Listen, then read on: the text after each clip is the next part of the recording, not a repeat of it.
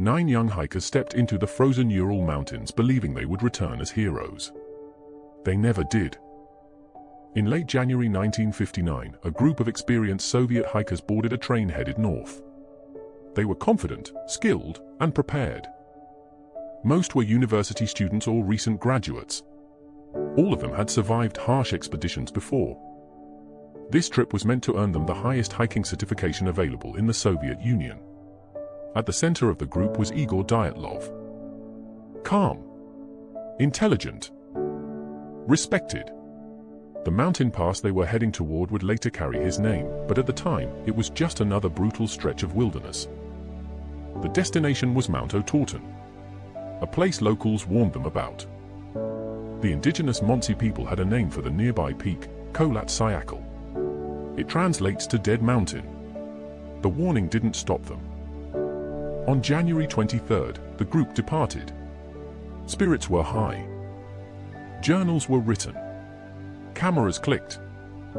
Photos captured laughter, snow-covered forests, and faces full of confidence. Nothing about those images suggested what was coming. One member, Yuri Yudin, turned back early due to illness. That decision saved his life. The remaining 9 pressed on into worsening conditions. Temperatures dropped below -30 degrees Celsius. Winds howled across open slopes. Visibility vanished without warning. Still, the group continued. They had trained for this. On February 1st, they pitched their tent on an exposed mountainside instead of descending into the safety of the forest below. Why they chose this spot remains debated. Some believe they misjudged their position. Others believe something forced them to stop. That night, everything ended. When the group failed to return by their expected date, officials weren't immediately alarmed. Delays were common in winter expeditions. But as days passed, concern grew. Families demanded answers. A search was launched. What rescuers found would become one of the most disturbing mysteries in modern history. The tent was discovered first. It stood partially collapsed, half buried in snow. And it was cut open. Not from the outside. From the inside. That single detail shattered every logical explanation before it even formed. Inside the tent, nearly everything was left behind. Boots. Coats. Supplies. Food. Even money. The hikers had fled in the middle of the night into one of the coldest environments on Earth. Some were barefoot. Some wore only socks. No one does that voluntarily. Footprints led away from the tent. Not scattered. Not chaotic. Calm. Deliberate. As if the group walked, not ran, into the darkness. Why would 9 experienced hikers abandon shelter, warmth, and survival gear? Whatever drove them out was more terrifying than the freezing cold. The first bodies were found near a tree line. 2 hikers lay beside the remains of a small fire. They were barefoot.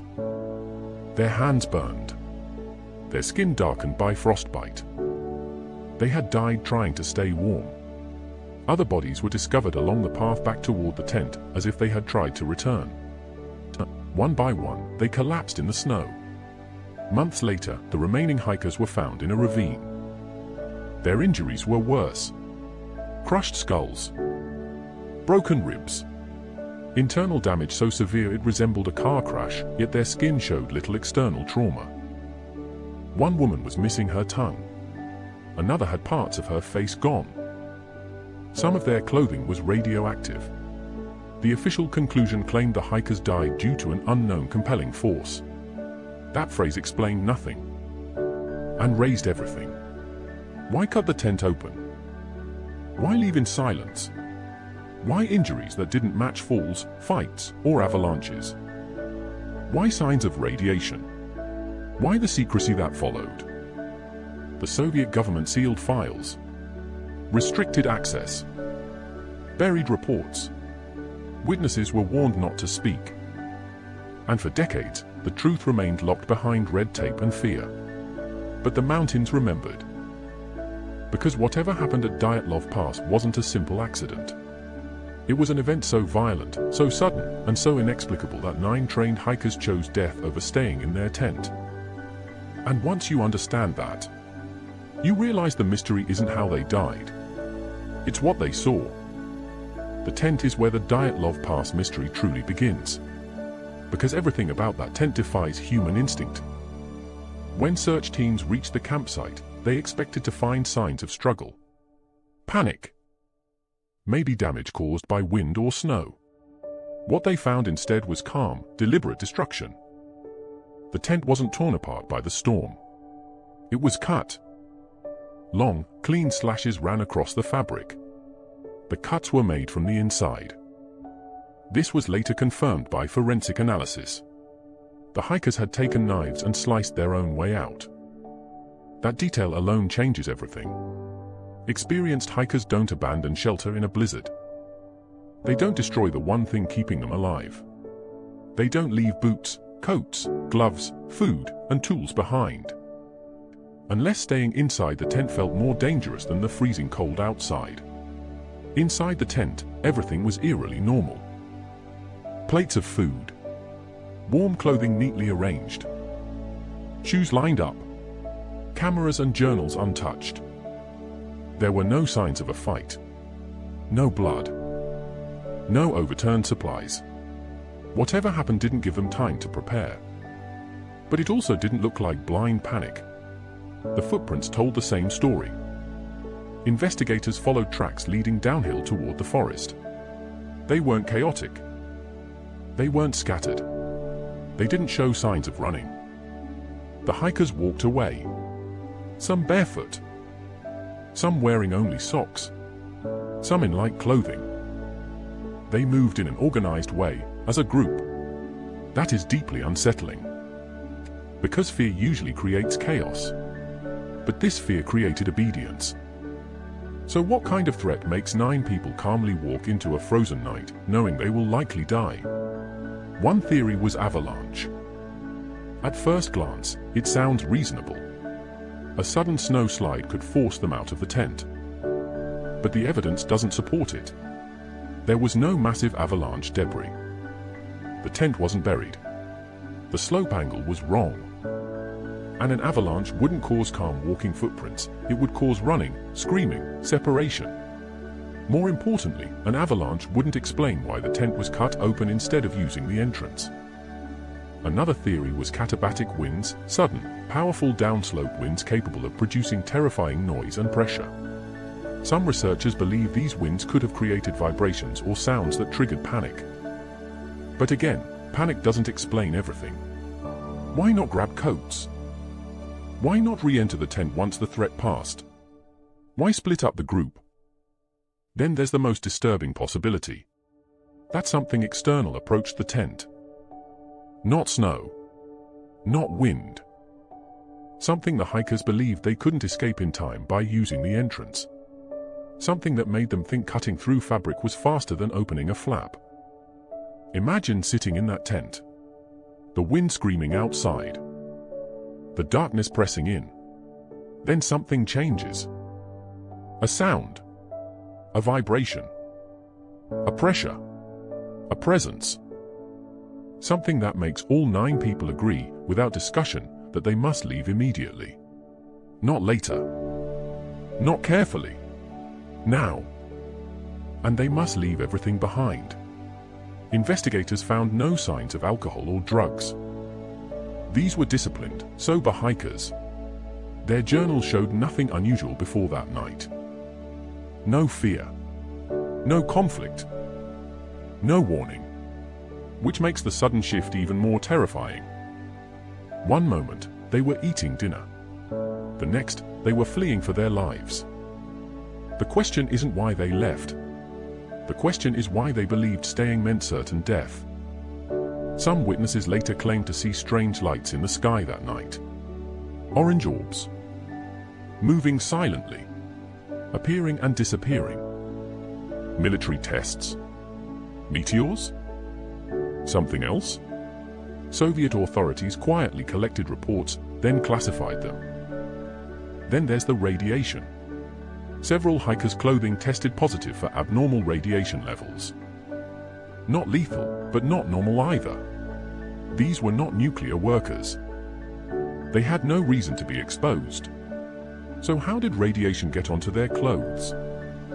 And why was that detail buried in reports for years? The tent tells us one thing clearly. Whatever happened didn't start in the ravine. It didn't start with injuries. It started here. In the moment 9 experienced hikers decided the mountain itself was safer than what was happening inside their shelter. And once they stepped into the darkness, there was no coming back. The footprints should not have existed. That's what makes them so disturbing. When search teams followed the tracks away from the tent, they expected confusion. Running. Slipping. Signs of panic carved into the snow. That's what fear usually looks like. But this fear was different. The footprints moved downhill in a controlled line, heading toward the forest. Some were barefoot impressions. Others showed socks. A few showed shoes, but not enough for everyone. They walked. They didn't sprint. They didn't scatter. They stayed together. That detail alone destroys many simple explanations. If an avalanche had struck, they would have run blindly. If an animal had attacked, there would have been chaos. If panic alone had driven them out, the tracks would tell that story. But the snow recorded calm. Which means whatever forced them out didn't feel like something they could outrun. It felt unavoidable. As the search teams followed the footprints, the temperature dropped further. Wind erased parts of the trail, but enough remained to reconstruct what happened next. The hikers reached the edge of the forest. There, they made their first real decision after leaving the tent. They tried to survive. Near a large cedar tree, investigators found the remains of a small fire. 2 bodies lay beside it. They were nearly naked. Their hands were burned and scraped, as if they had climbed the tree in desperation. Branches above them were broken up to several meters high. They had climbed. Why climb a tree in the middle of a frozen night? To see something. That possibility chills investigators to this day. Something may have been visible from higher ground. A light. A movement. Something they needed to understand or escape. They simply couldn't hold on long enough. Their clothing told another story. Later, when other bodies were found, they were wearing pieces of clothing taken from these first victims. Sweaters. Pants. Socks. This means the group regrouped. They didn't all die at once. They adapted. They made decisions. That suggests their fear didn't paralyze them. It pushed them into survival mode.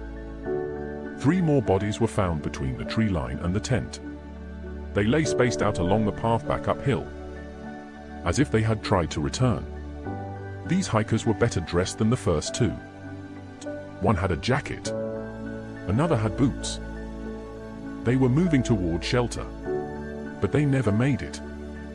Each collapsed where exhaustion and cold finally won. That leaves 4 hikers unaccounted for.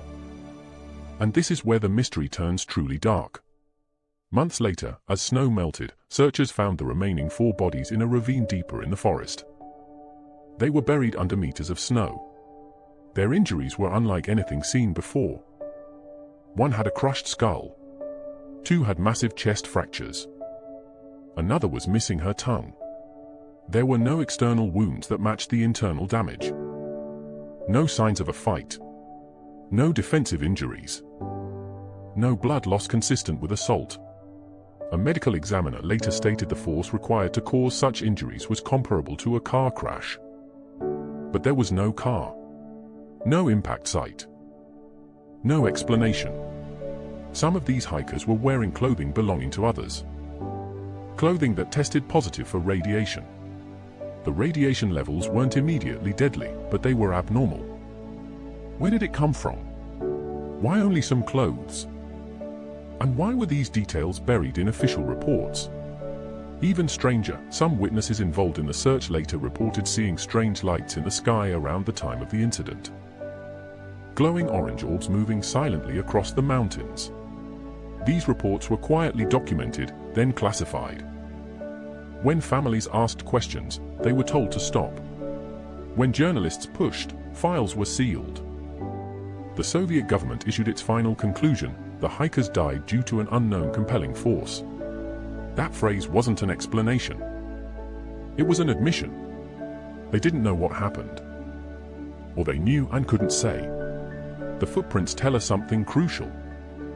The hikers were not fleeing chaos. They were responding to something they believed they could manage at first. They walked into the darkness together. They tried to regroup. They tried to survive. And something followed them. Something that didn't attack immediately. Something that waited. Because whatever caused those final injuries didn't happen at the tent. It happened later. In the forest. Out of sight. And once the hikers reached that point, the mountain stopped letting them leave. The discovery of the remaining bodies changed the Dyatlov Pass incident forever. Until that point, hypothermia could explain some of what happened. Fear. Poor decisions. Exposure. Tragic, but possible. Then the ravine was found. Months after the first bodies were recovered, as spring began to loosen winter's grip, searchers returned to the forest. Snow had melted just enough to reveal what had been hidden beneath it. 4 hikers were discovered at the bottom of a ravine, buried under several meters of snow. They were not scattered. They were together. That detail alone was unsettling. It suggested they had reached this place intentionally. That they had regrouped. That they believed the ravine offered shelter from something above. But what investigators saw next destroyed any remaining sense of normality. These 4 hikers had suffered catastrophic injuries. One had a skull fracture so severe it would have rendered them unconscious instantly. 2 others had massive chest injuries, ribs shattered inward, lungs crushed. Another was missing her tongue, along with parts of her lips and facial tissue. Yet their skin showed little external trauma. No deep cuts. No defensive wounds. No signs of a fight. Medical examiners later stated the force required to cause such injuries was equivalent to a high-speed car crash. But there was no vehicle. No cliff fall of sufficient height. No avalanche debris consistent with that level of trauma. And perhaps most disturbing of all, none of these hikers died immediately. Some had lived for hours after sustaining their injuries. That means they experienced pain, fear, confusion, and whatever injured them did not finish the job quickly. The ravine itself raised more questions than answers. It wasn't a logical place to be. It was steep, uneven, and dangerous. Snow accumulated heavily there. Visibility would have been almost zero at night. Why go there? One theory suggests the hikers were trying to build a snow shelter. Evidence of cut branches and makeshift flooring supports this idea. They were thinking clearly enough to attempt long-term survival. That means the immediate threat had passed. Or so they believed. Then something happened. Something sudden. Something violent. Something that caused injuries without leaving obvious marks. Avalanche theory returned here, stronger than before. A small snow slab collapse could potentially crush bodies without leaving large debris. But experts disagree. The pattern of injuries didn't match a typical avalanche. The distribution was wrong. The force was uneven. And again, there were no signs of a large slide. More importantly, the hikers weren't buried at the tent. They were buried much later. Which means the avalanche didn't force them out of shelter. So what caused injuries so severe, yet so clean? Then came another detail that disturbed even hardened investigators. Some of the hikers' eyes were missing. Authorities claimed scavenging animals were responsible. And that explanation is possible. But it doesn't explain everything. The missing tongue, in particular, raised alarms. It wasn't torn. It wasn't bitten off. It appeared removed by a force that didn't leave the surrounding tissue heavily damaged. The official explanation blamed natural decomposition in a wet environment. But even that didn't satisfy many experts. Then there was the clothing. Several pieces worn by the ravine victims tested positive for radiation. Not background radiation. Abnormal radiation. Only certain clothes. Only certain hikers. These weren't nuclear workers. They weren't near any known radioactive sources. The Soviet report acknowledged this, then offered no explanation. Radiation doesn't appear by accident. And the Soviet Union, in 1959, was deeply involved in secret military testing. That fact cannot be ignored. Which brings us to the most uncomfortable possibility. That the hikers encountered something they were never meant to witness. Something experimental. Something classified. Something the government couldn't admit existed. Witnesses from nearby villages later reported strange lights in the sky that same night. Orange orbs moving silently. Floating. Disappearing without sound. Pilots reported similar sightings. So did military personnel. These reports were collected and buried. Files sealed. Names removed. Questions unanswered. The ravine bodies tell us one thing clearly. The hikers did not simply freeze to death. They were injured. Badly. And whatever caused those injuries did not behave like a human attacker. No footprints. No weapons. No struggle. Just force.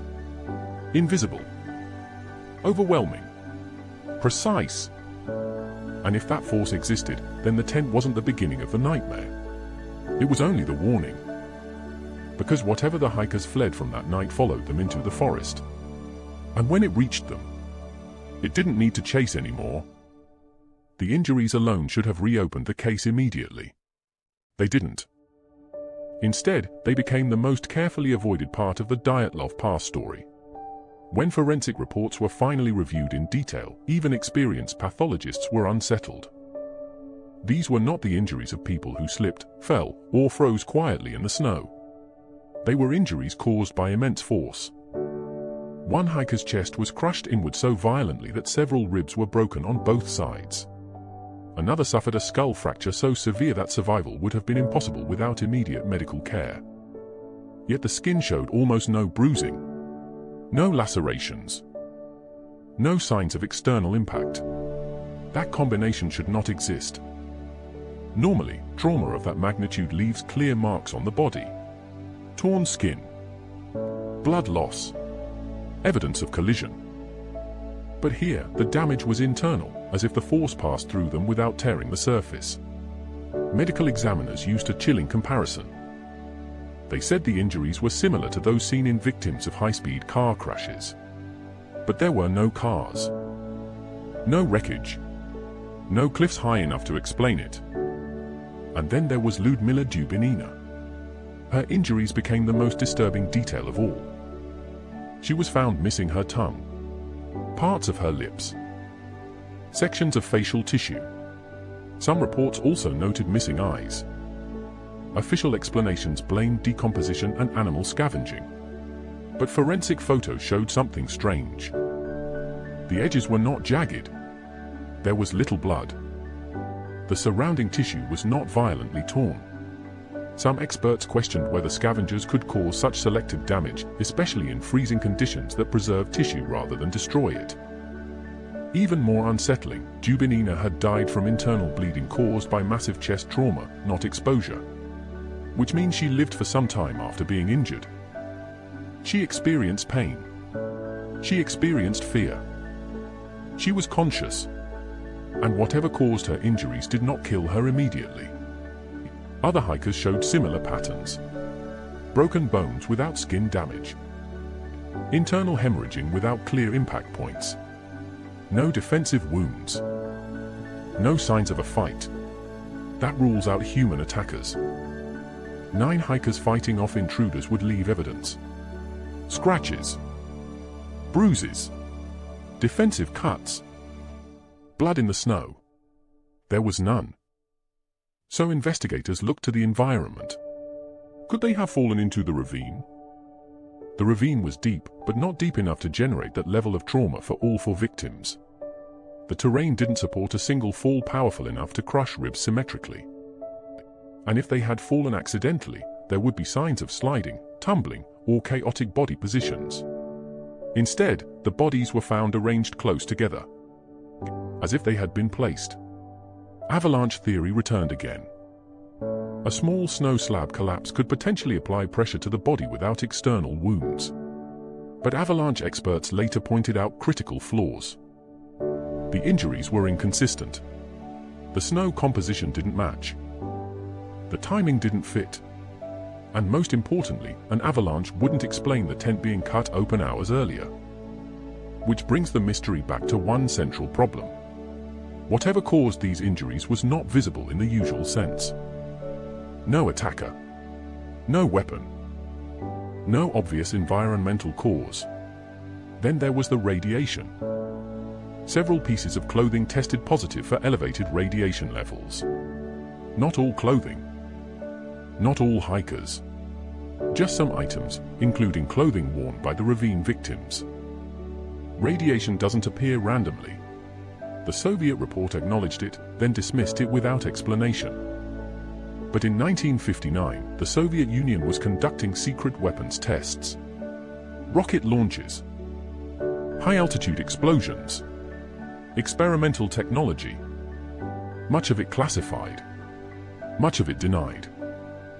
Some researchers believe the hikers were exposed to a blast wave.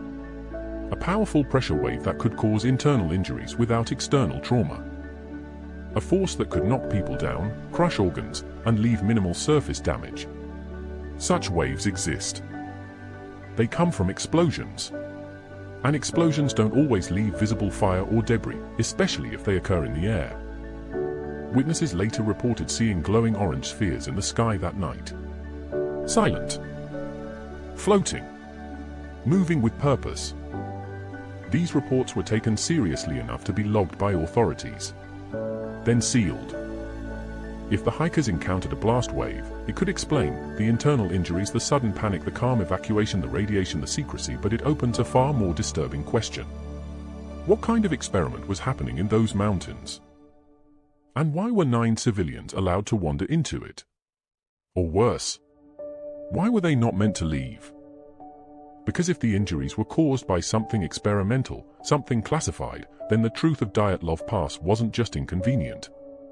It was dangerous. And dangerous truths don't get published. They get buried. Along with the people who find them. The moment the Soviet authorities labeled the Dyatlov Pass incident an accident, the silence began.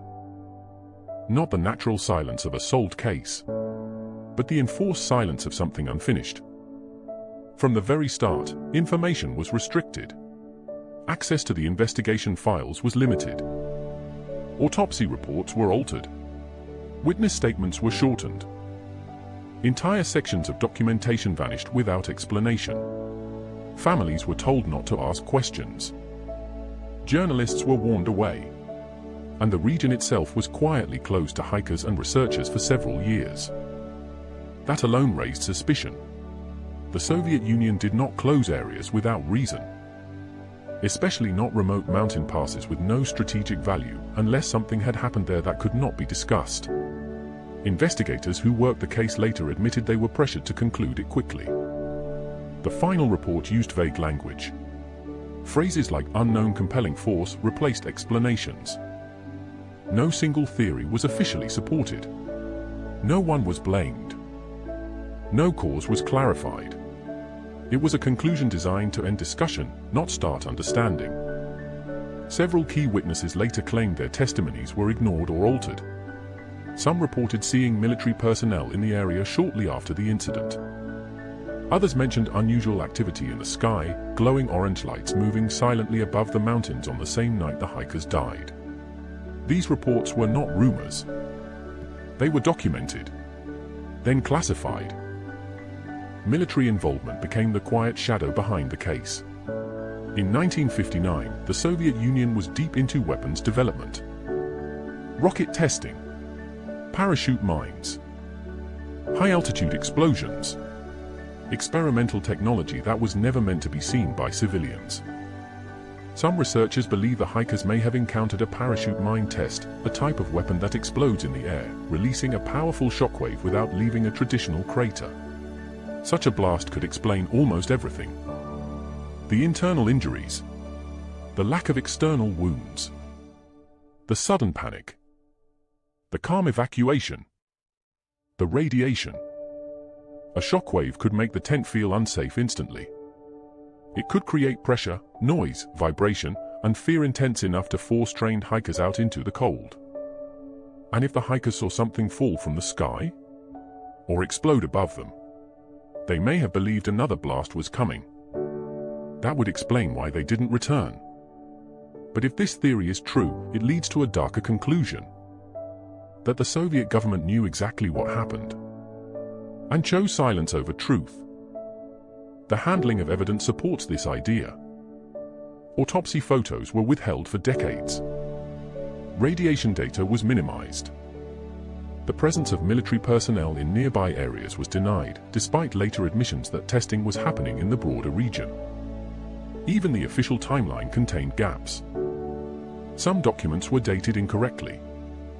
Others referenced interviews that no longer existed. Names were removed. Pages were missing. This wasn't sloppy work. It was controlled information. And then there was the behavior of authorities toward Yuri Yudin, the lone survivor who turned back early. He was questioned extensively. His movements were monitored. His statements were noted but never fully published. Yudin later said he believed the truth would never be revealed. Not because it was unknowable, but because it was unacceptable. Years later, when the Soviet Union collapsed and files began to open, researchers hoped the truth would finally emerge. It didn't. Some documents were still sealed. Others had been sanitized. Critical evidence had been lost or destroyed. And yet, the secrecy remained. Which raises the most uncomfortable question of all. Why maintain silence decades later? Why not simply admit a mistake? Unless admitting the truth would reveal something far worse. Something involving military negligence, or classified weapons, or human lives lost to secrecy. Dyatlov Pass became a legend not because of mystery alone, but because of resistance. Resistance to clarity. Resistance to transparency. Resistance to closure.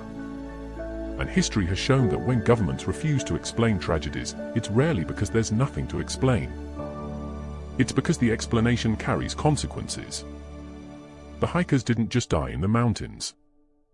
They died inside a system that valued secrecy over life. And whatever truly happened that night, it was never meant to leave the pass. When official answers fail, theories rush in to fill the void. And the Dyatlov Pass incident has produced some of the most unsettling theories ever attached to a real-world tragedy, not because they are sensational, but because each one explains part of the puzzle, yet none explains all of it. The first theory to dominate was avalanche. For years, it was pushed as the simplest answer. A sudden snow slab slides, crashes into the tent, injures some hikers, forces them to flee. End of story. But the details don't cooperate. The slope angle was too low.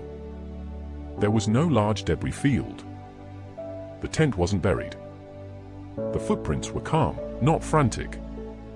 Most importantly, the avalanche theory does not explain the internal injuries without external damage, the radiation, or the strange lights reported in the sky.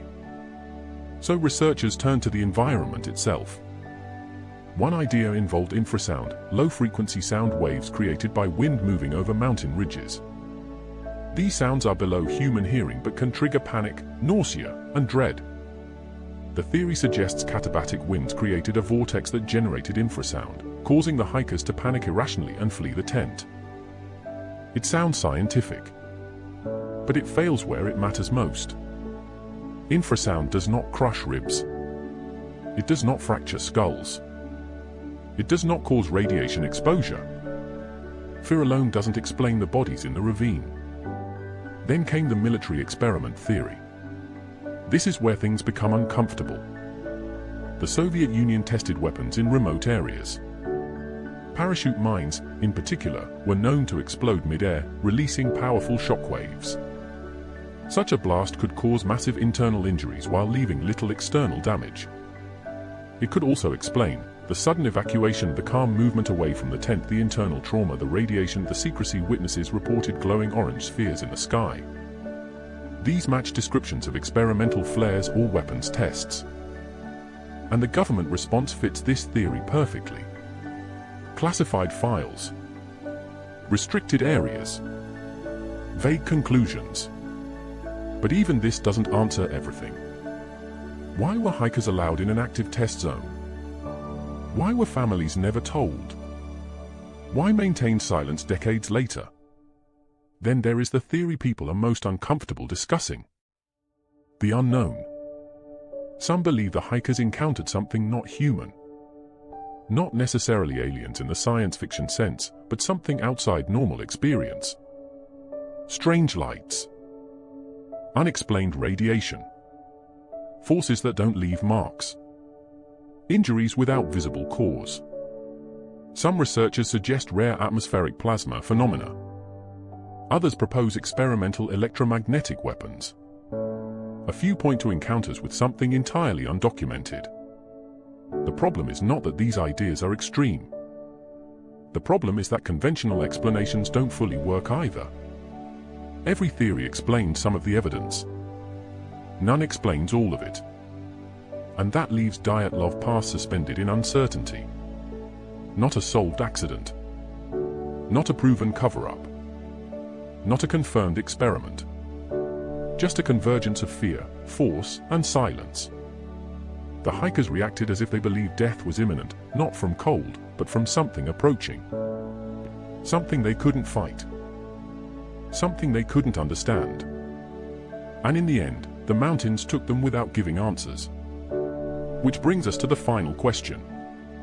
Not what theory is most comfortable, but which one fits everything. After more than 6 decades, Dyatlov Pass remains a wound in history that never healed.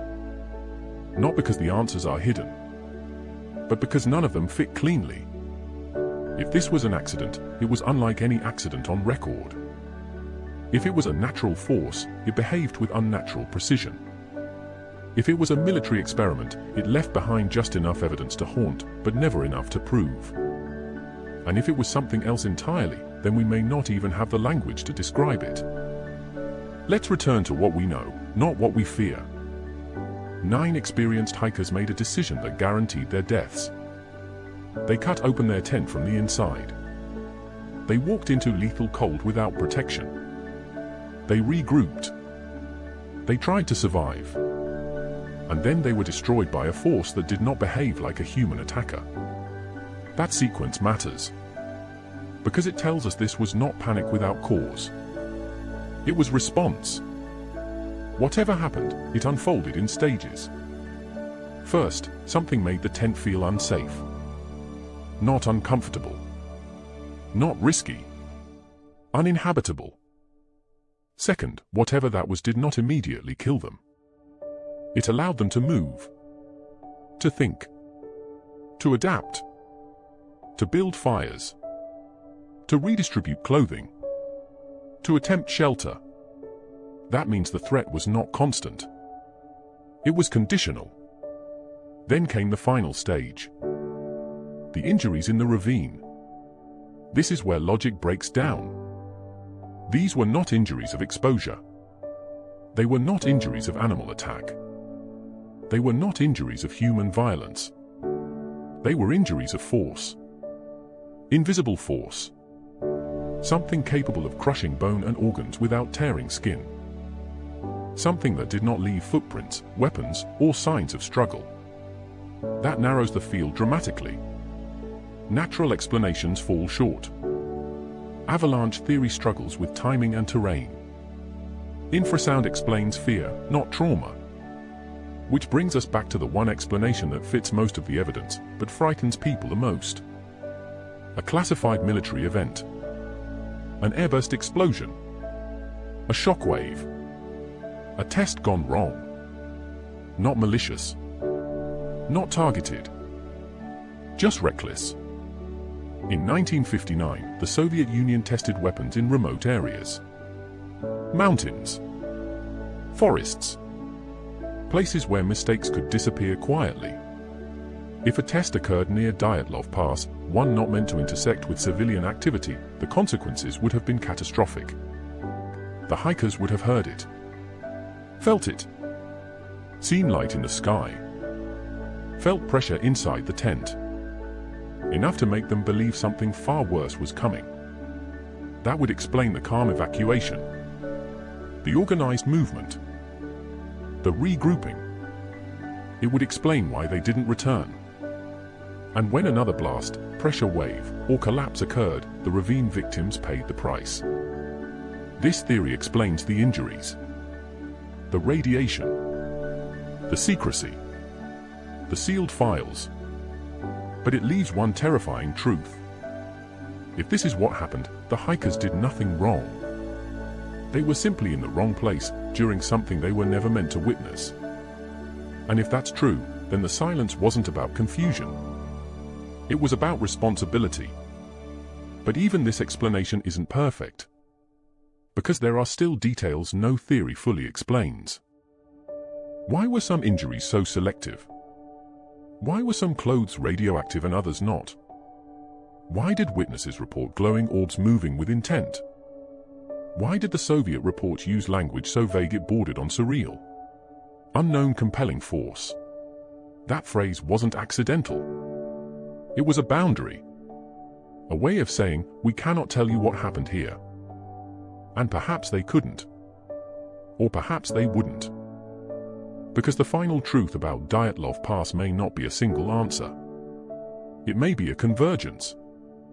A moment where nature, technology, secrecy, and human vulnerability collided in the worst possible way. The hikers responded logically to something illogical. They trusted their instincts. And those instincts led them into the dark. Dyatlov Pass endures not because it's unsolved, but because every explanation costs us something. If it was nature, then nature can turn lethal without warning. If it was human error, then lives were sacrificed to secrecy. If it was something unknown, then the world is less understood than we believe. And that is what makes this story impossible to close. Because no matter which answer you choose, 9 people walked into the night believing it was safer than staying. And whatever convinced them of that has never been fully revealed.